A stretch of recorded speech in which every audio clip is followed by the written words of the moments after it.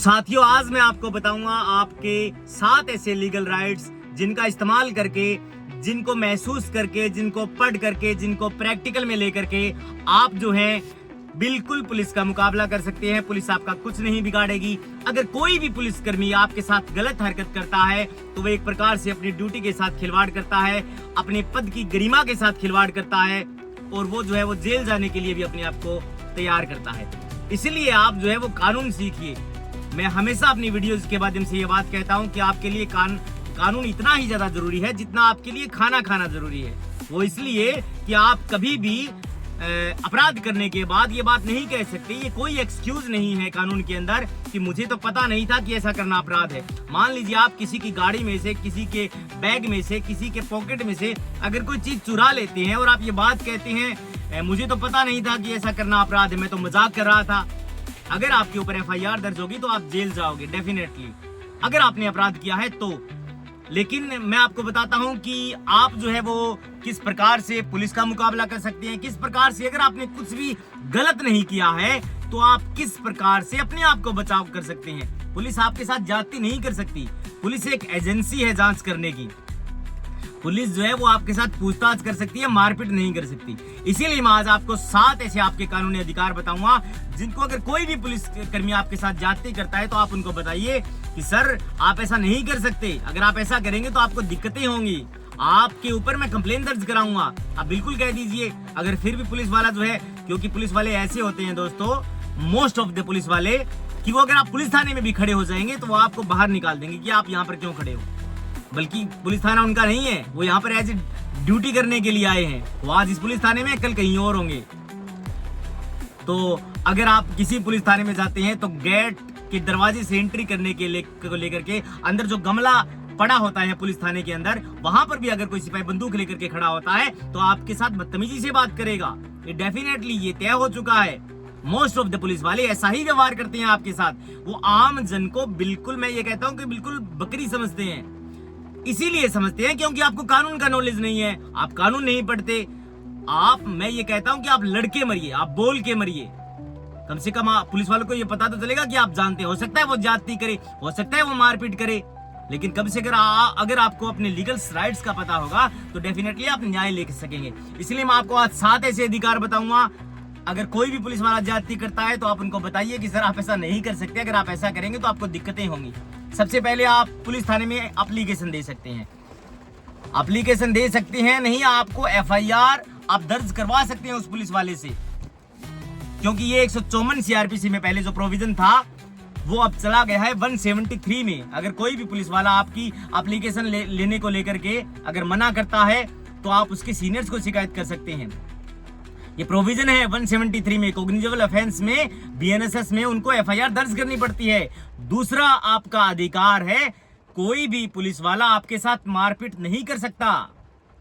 ऐसा प्रोविजन नहीं है। आप कहेंगे कि रिमांड लेकर के कर सकता है, नहीं कर सकता। रिमांड का मतलब, रिमांड अगर आप पढ़ेंगे बीएनएसएस में जाकर के रिमांड को, तो वहां पर कहीं भी मारपीट शब्द नहीं लिखा हुआ है। लेकिन आप सोच करके देखिए, अगर कोई भी व्यक्ति हैबिचुअल ऑफेंडर है या फिर कोई भी व्यक्ति जो है वो बड़ा अपराधी है, अगर पुलिस उससे पूछेगी कि भैया बता दो तुमने कितने अपराध किए हैं, तुमने इसका मर्डर वेपन कहाँ छुपा रखा है, प्लीज बता दो भैया, तो डेफिनेटली बात है पुलिस को वो नहीं बताएगा। इसीलिए पुलिस जो है वो फोर्स का इस्तेमाल करती है। लेकिन हम तो अपने लीगल राइट्स के लिए लड़ रहे हैं ना। आप अपराधियों को मार सकते हैं, मारिए, हालांकि प्रोविजन तो वो भी कानून में नहीं है। लेकिन अगर सिंपल आम आदमी के ऊपर पुलिस ज्यादती करती है तो आप जो है दोस्तों उनके ऊपर एक्शन ले सकती हैं। क्या एक्शन ले सकते हैं वो मैं आपको बाद में बताऊंगा। लेकिन सबसे पहले ये तय करके चलिए कि पुलिस आपके साथ मारपीट नहीं कर सकती। ऐसा कानून के अंदर प्रोविजन है। अगर करती है तो उनके ऊपर 199 का मुकदमा दर्ज हो जाएगा। दूसरा, आपको अपने मन पसंदीदा वकील से मिलने का अधिकार है। ये कानून नंबर 3 है। पहले मैंने 2 बता दिए। आपको एफआईआर एप्लीकेशन देने का अधिकार है, एफआईआर दर्ज कराने के लिए। नंबर 2 जो है आपका, मारपीट पुलिस नहीं कर सकती, ऐसा कानून में प्रोविजन नहीं है। अगर मारपीट बदतमीजी करे तो उसके ऊपर मुकदमा दर्ज करवाइए। वो कैसे करवाना है वो मैं आपको बाद में बताऊंगा। नंबर 3 का जो कानून है कि आपको अपने मन पसंदीदा वकील से मिलने का अधिकार है।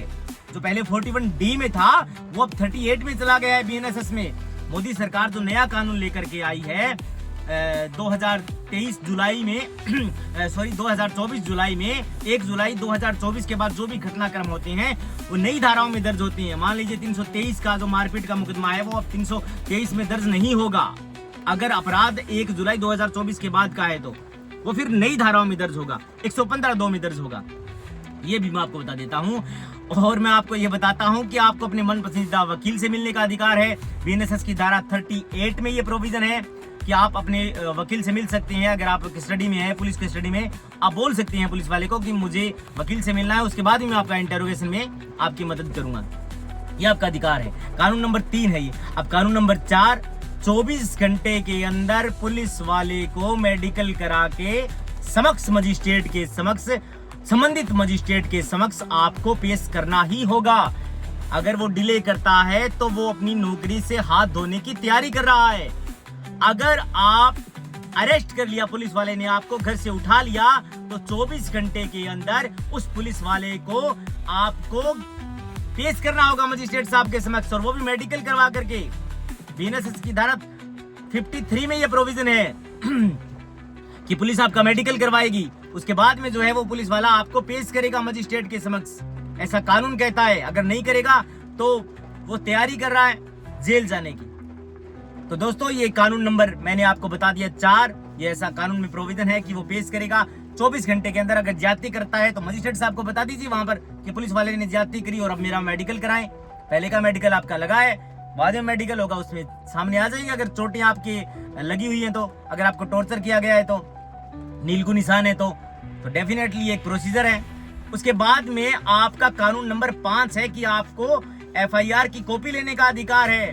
पुलिस थाने ना जाइए कॉपी लेने के लिए, कोर्ट में चले जाइए। 24 घंटे के अंदर प्रोविजन है, कोर्ट से एफआईआर ले सकते हैं आप। अगर पुलिस थाने में जाएंगे तो पुलिस वाला तो बैठा लेगा आपको पुलिस वाला आपका वेट थोड़ी करेगा। ये थोड़ी है कि आ जाओ भैया एफआईआर की कॉपी लेकर के और चले जाओ, निकल जाओ, हम आपको कुछ नहीं कहेंगे। ऐसा नहीं है, वो आपको बैठा लेगा। आप कोर्ट में जाइए, वकील साहब से मिलिए, वकील साहब के मुंशी से मिलिए, और आप क्या करेंगे कि एक एफआईआर की कॉपी लेंगे। आप एफआईआर की कॉपी लेना आपका अधिकार है। पुलिस थाने से भेज दी जाती है, उस थाने का जो न्यायालय लगता है उसके अंदर। कानून सीखिए, कानून जानिए। ये ऐसा बीएनएस सीआरपीसी में प्रोविजन है। अब कितने कानून बता दिए मैंने आपको?